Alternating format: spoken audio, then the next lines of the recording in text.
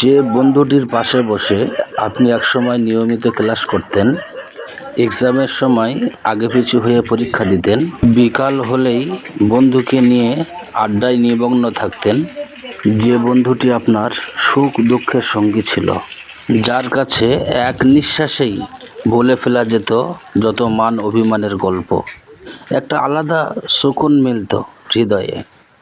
অথচ আজ জোহরের আজান হলো, আপনি টুপি পাঞ্জাবি পরে মসজিদের দিকে চললেন, আর আপনার সেই বন্ধুটি চায়ের দোকান থেকে সিগারেট ফুঁকতে ফুঁকতে আপনার সামনে এসে দাঁড়ালো।